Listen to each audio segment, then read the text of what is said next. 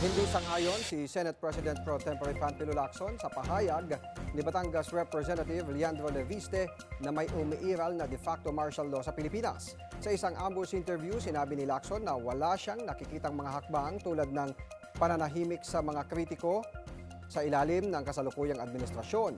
Maaari niyang nakasuhan na ng libelo itong si Libesti dahil sa kanyang mga batikos sa pamalaan kung mayroong de facto martial law.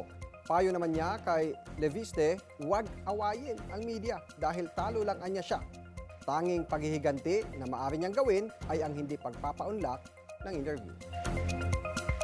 Malimit ako nag-agree sa kanya, no?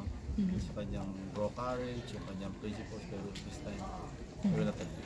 Never ever quarrel with media because they always have the last say on you. Wala kang laban. The only revenge that you can,